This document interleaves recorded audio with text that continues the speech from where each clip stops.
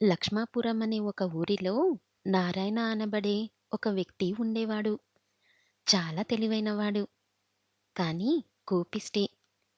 చిన్నప్పటి నుంచి తన స్నేహితులతో ఎంతో సరదాగా కాలాన్ని గడిపేవాడు. తనకు 18 ఏళ్లు నిండగానే తన తండ్రి ఏదో ఒక పని చేసుకొని సంపాదించమని గట్టిగా మందలించాడు. దాంతో పని కోసం వెతుకుతున్నాడు నారాయణ. ఒకనాడు నారాయణ తల్లి ధాన్యాన్ని చాటలో పోసుకొని చెరుగుతూ ఉండగా కొంత ధాన్యం గింజలు కింద పడ్డాయి. అప్పుడు ఆ ధాన్యం కోసం రామచిలుకలన్నీ వచ్చి వాలాయి. ఆ గింజలని చిలుకలు తింటుండగా నారాయణ వాటిని తదేకంగా చూడసాగాడు. కారణం, అందులో ఒక ఆకర్షణీయమైన చిలక ఉంది. ఎంతో హుషారుగాను ఉంది. దానిని చూడగానే నారాయణకు ఒక ఆలోచన వచ్చింది. ఆ ఆలోచన ఏమిటంటే, ఆ ఆకర్షణీయమైన చిలుకకు మాటలు నేర్పించి, జనాల ముందు మాట్లాడిపించి డబ్బు సంపాదించవచ్చనని. అనుకున్నదే తడావుగా నారాయణ ఆ చిలుకను బోనులో బంధించాడు. అప్పుడు ఆ చిలుక ఎంతో విలవిలలాడిపోయింది. స్వేచ్ఛగా తిరిగే తనకు ఏమిటీ అవస్థ అని తనలోని తాను కుమిలిపోయింది. చేసేది ఏమీ లేకపోవడంతో చిలుక తన యజమానికి అనుగుణంగా నడుచుకుంది. నేర్పించిన మాటలన్నిటినీ నేర్చుకుంది. జనాలంతా చిలుక పలుకులకు చూసి తెగ ముచ్చట పడిపోయేవాళ్ళు. తమకు తోచిన డబ్బు ఇచ్చేవాళ్ళు. అప్పుడు నారాయణ తెగ సంబరపడిపోయాడు. ఒకనాడు అదే ఊరిలో మరొక వ్యక్తి కూడా నారాయణలాగే సంపాదించాలని మాట్లాడే చిలుకను తెచ్చాడు. జనాలంతా ఆ చిలుకను ముద్దు చేశారు. నారాయణకు కోపమొచ్చింది. తన చిలుకే ప్రత్యేకమైనదిగా కావాలనుకున్నాడు.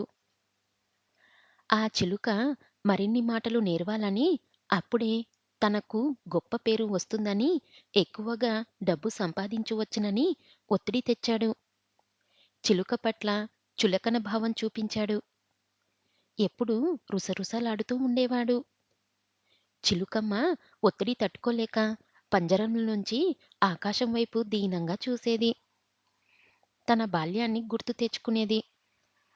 తన చిన్నతనంలో ఎంత హుషారుగా ఉండేదో, తల్లిదండ్రులతో, తోబుట్టువులతో ఎంత ప్రేమగా ఉండేదో గుర్తు తెచ్చుకునేది. ఒక్క అవకాశం ఇస్తే చాలు, ఆకాశంలో అందనంత ఎత్తుకు ఎదగాలని, తనలాంటి పక్షులతో సావాసం చెయ్యాలని, చెట్ల కొమ్మలపైన కలియ తిరగాలని, రకరకాల పండ్ల రుచులను చూడాలని ఆశతో దీనంగా ఆకాశం వైపు చూస్తుంది చిలకమ్మ. ఇందుకు కారణం యజమాని తృప్తి లేని జీవితం. స్వేచ్ఛ లేని చిలుకమ్మ బానిసతనం. కొంతకాలానికి నారాయణ అనారోగ్య బారిన పడ్డాడు. తను ఆరోగ్యంగా ఉన్నప్పుడు కోపంతో కుటుంబ సభ్యులను దూరం చేసుకున్నాడు నారాయణ. దాంతో తనకు అనారోగ్య పరిస్థితులు ఉన్నప్పుడు కూడా ఎవ్వరూ తనను దగ్గరకు తీయలేదు. నారాయణకు తన పరిస్థితి అర్థమైంది.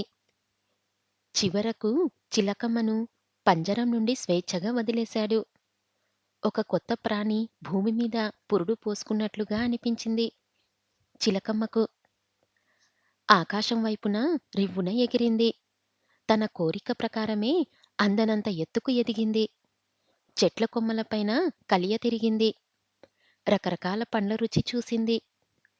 తియ్యటి పండ్లను సేకరించింది. మరి ఈ పండ్లు తన కోసం కాదు, తన యజమాని కోసం. అవును, తన యజమానికి తెచ్చి ఇచ్చింది. ఇలా రోజు చేస్తుంది. కొంతకాలానికి నారాయణ ఆరోగ్యం కుదుటపడింది. నారాయణ సంతోషించాడు.